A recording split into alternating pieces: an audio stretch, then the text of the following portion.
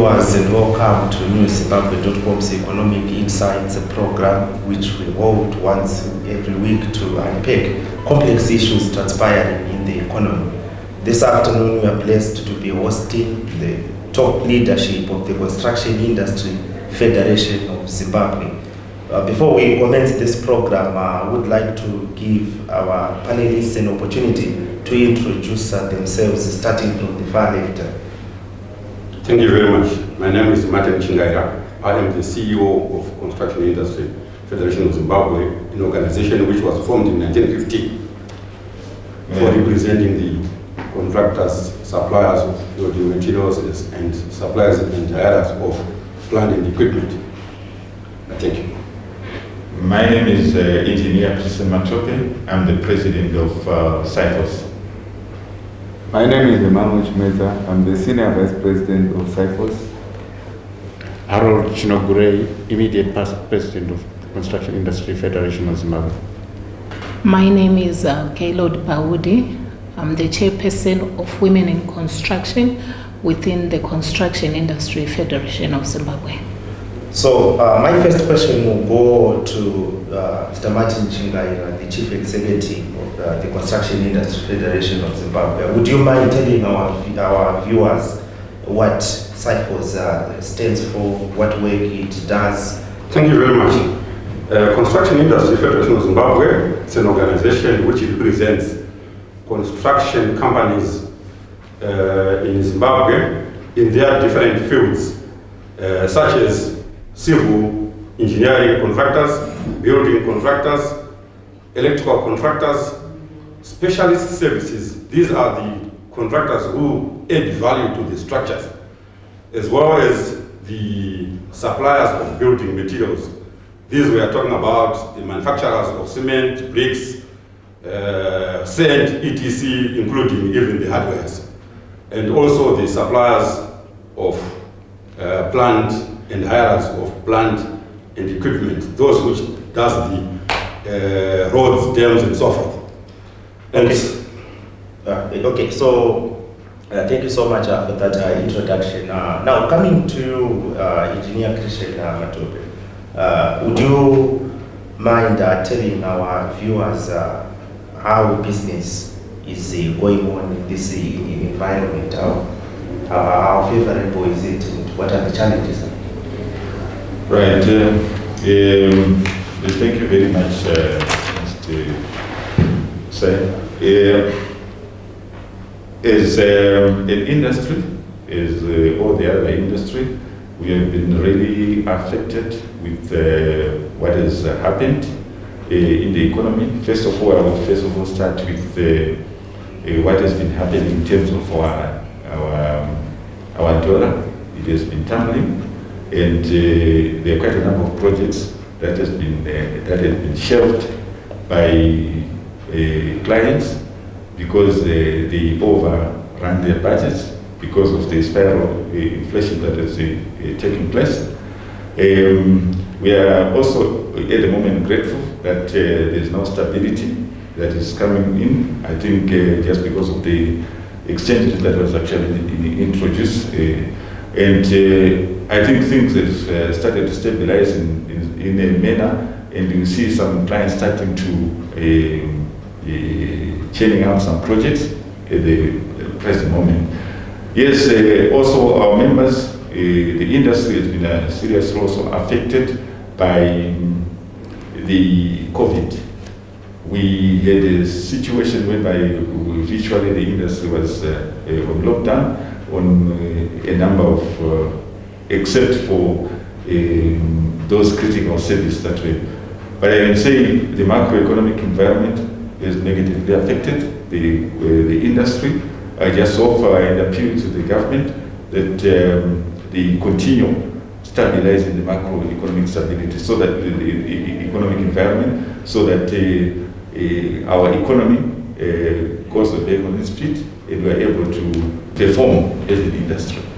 Okay, now coming to the Senior Vice President, there's been concern that most of our local contractors do not have the capability to undertake major projects. As a result, it has been at events which has been used mainly by government when they award foreign corporates in such projects.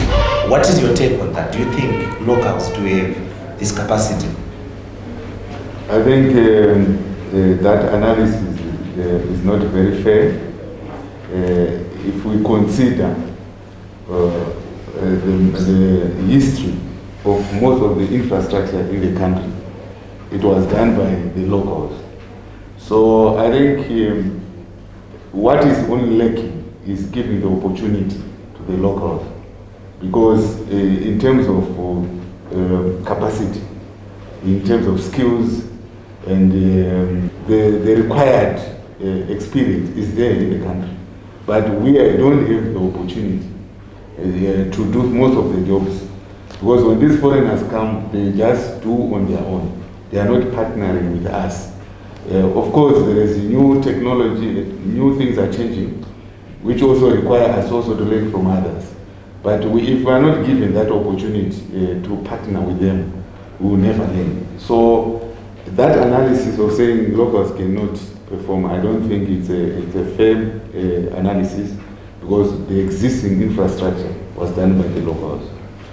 Okay, now Engineer Harold Chinogure, there's also this concern that the country has suffered quite a hard blow when it comes to issues to do with brain drainage. A lot of engineers are leaving the country for favorable greener pastures in foreign countries. Maybe as an engineer you may be able to articulate this. What do you think about the capacity of our engineers locally?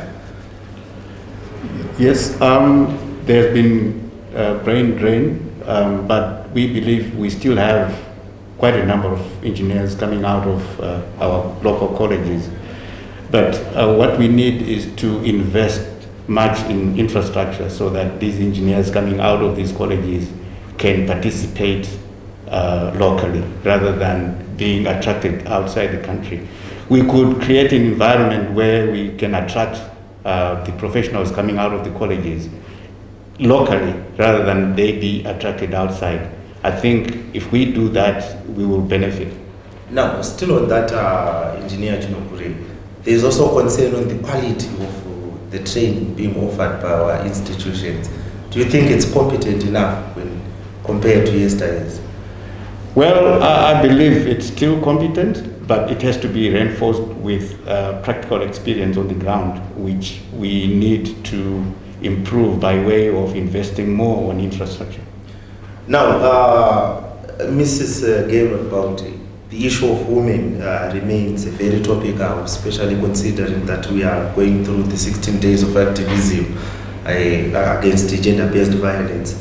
Concerns of harassment of women when they seek contracts in the industry. How far is that taking place? Do you confirm this, and what are you doing to fight for women?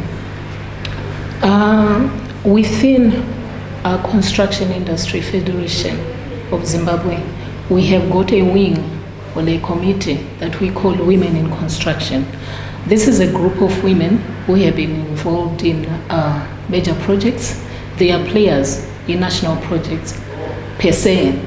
But the issue of segregation against women, I can say probably it's a cultural thing. I can't confirm it. Yes, it's been happening, but we can't per se confirm it with figures. But what we are doing as Women in Construction under CIFOS is to push the agenda of women. If you're looking at the recently launched 5-year National Development Strategy, it speaks a lot about infrastructure development. Is one of the macroeconomic objectives. So we are saying as Women in Construction, we want that piece. We can't ignore the part of women in construction. We have got good engineers, women. We have got expertise in anything to do with construction. We actually have got women who are civil engineers, we have women who are dealing with infrastructure development, so we can't remain behind. The agenda we are pushing as women, as government, should look at that little sector or that part that says women. We need to to push that agenda. We can't develop and say we have got vision 2030 when we are ignoring women. So we want to be recognized as women. Okay. Thank you. Now, Mr. Martin Chingai, what would you say about issues involving corruption in the awarding of tenders within this construction industry? It has been live, it has been reported. What can you say about this? That one is something which is man-made, but it can be eradicated by the current talk of introducing e-procuring. E-procuring will actually eliminate the issue of corruption by virtue that we won't be seeing each other. It will be according to the reality of the project. And along those lines, that's the only way which I can talk about than to talk about what has been said and so forth. Okay, now Engineer D'Amato, there's also concern that players in the construction industry are forced to obtain numerous permits, which are quite expensive to undertake some projects, maybe move out also machinery out of the country and so on. What would you say about this? Are you seeing this as an association? Yes, numerous registrations, permits, it's a reality, and we have engaged a number of times our parent ministry of local government, so that they address it. What is happening at the moment is, as a contractor, I need to be registered with all local authorities for me to be able to work in those. Just as a good example, I have to be registered in the city of Harare. I have to be registered in any other rural council. I have to be registered in any other. What we had discussed with government, our parent ministry, is let's have a registration, one registration that is done by our parent ministry, and that registration is automatically used by the local authorities. Yes, it's also making the cost of buildings, the cost of procurement go up as a result, because everywhere we are supposed to do business, we must pay some registration fee. And obviously, there are no small figures that are required for such services. Yes, also there is a challenge also when you, as players, we want to take out equipment. I think if we get a project outside the country, we really need maybe some of the requirements be looked at, so that it becomes easy for the players to take out machinery. Remember, we are capable of building foreign currency by exporting our services at the end of the day. We would need those requirements be relaxed. And also, I would also require the government to really support us as an industry when we go out there. When you find other countries like South Africa, they really support their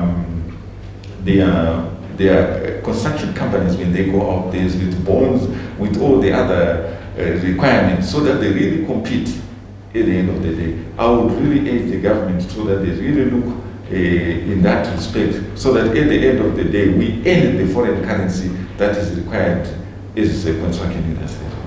Okay, now to the Senior Vice President. How lucrative is our market in terms of the quality of jobs, quality of payments that which contractors are getting? We can say our local suppliers, or maybe contractors, they've got very good quality of work of late. We've got very good projects that we can name, even shopping malls, that have been done by local players, which are of international standards. So in terms of quality, I think our work is is rated above. I think it's an issue where most of the contractors or maybe our members need support, so that in terms of retooling or maybe buying new equipment and all that, modernize, because some of our equipment is now old, so that at least we can do work in a short period. So the jobs, the requirements in the market, now people are looking at international standards. And therefore, we also need to move in terms of making sure that our members are also applying the same technology, the same skills, the modernized way of doing things, so that the quality of work, is also appealing to our customers. Okay, Engineer Chimokuri, do you think we are doing enough as a country to formalize those in the informal sector? I understand we've got a lot of informal players in the construction industry. Do you think enough is being done to bring them on board, to formalize? Do they see an advantage to do so? I think as the Construction Industry Federation of Zimbabwe, we are trying to formalize them. An attempt has been made and is bearing fruit, where the small contractors are being encouraged to join in at the lowest category, being promoted upwards with the assistance of the seasoned contractors. But I believe more could be done if these people are educated and are conscientized of the need for them to formalize their execution of work. Maybe I can just come in on as well on that. Right, we as an industry, we have got a bill that we are actually pushing, so that it really formalize everyone in the industry at the end of the day, so that we don't have anyone who is going to be doing construction who is not registered. Obviously, we appeal to our relevant ministry, so that they speed up the process of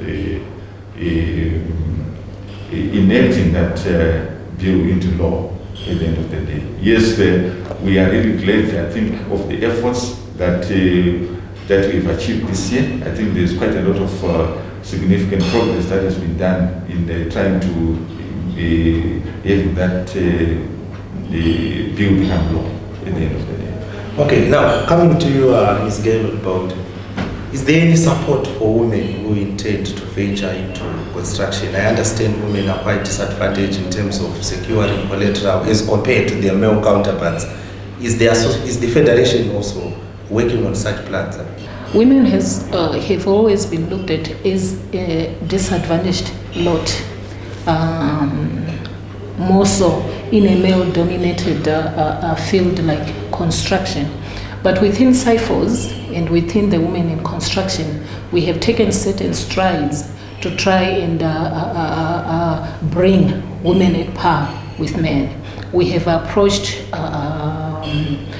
banks like the Women Bank, where we are saying women should bank with them and the bank would support them. And issues of collateral, the Secretariat or management is doing a lot, where they are helping to bring together banks that can help with bonds, collateral, and so forth and so forth. So that at the end of the day, when I'm undertaking a project, I'm not looked at as a woman, but I'm looked at as a participant in a project.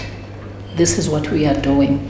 Yeah. Okay, now, as we round off our program, I'll start with Mr. Martin Chingai. What will be your last words to our viewers and to your members out there? I want actually to urge all stakeholders, government ministries, and any other player in the economy to look for professional contractors whenever they are embarking on projects. In CIFOS, we have got tried and tested contractors, and the way we advocate our members is looking at the relevance, looking at the references, and looking at the professionalism of each and every contractor, so that we represent our members, knowing very well that they are professionals. And in addition to that, we have got an inspectorate department in Cyphos, whereby it goes again to where a member is working to check on the professionalism, workmanship, so that we give comfort to all our stakeholders. So Cyphos members are tried and tested. And at the end of the day, the organization itself, it is a fallback for its members. I think.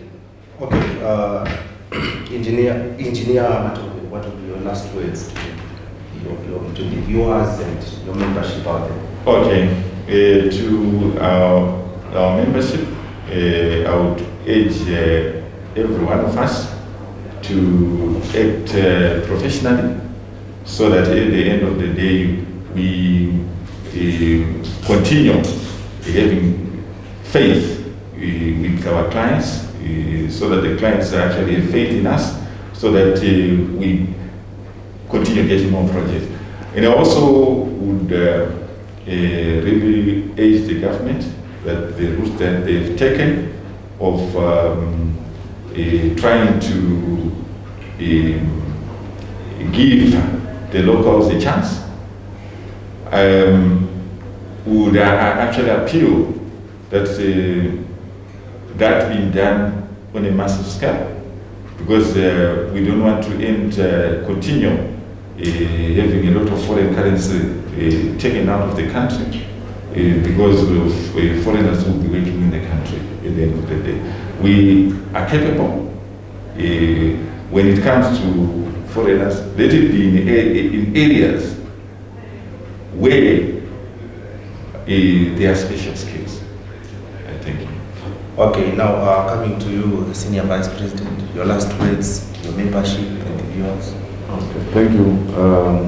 I think the first important thing also I just want to highlight is for most of the government departments, or maybe the government itself, to really engage with an organization like Cyphos in making sure that they engage members or contractors who have been at least who are compliant with most of the requirements of a contractor. Because as Cyphos, we also do due diligence in assessing our members to make sure that we don't have these fly-by-night people who are given money and you don't even know where they stay or where they come from. So government have lost also money when even private stakeholders have lost money when they deal with the members who are with unknown background. So as Cyphos, we encourage the stakeholders to deal with members from our side, and also I encourage also the government when they are doing projects of national significance to involve the local players for sharing skills, because the world is dynamic, things are changing. We want also our members to be exposed to what is happening in the global market. So we are a global village, we cannot do things on our own here. We need to learn from others, and also they need to learn from us. So that partnership is very critical for national projects, so that at least skills are what interchange. I thank you. Okay, to you, Engineer Arnold Chinokure, your last words. I would say to all stakeholders, we have quite an infrastructure gap in this country, which we need to close. I believe the efforts that we are doing to turn around the economy, if we put infrastructure as the focal point, I think we can get there. Ms. Gabriel Bowden, what will be your last words? Thank you.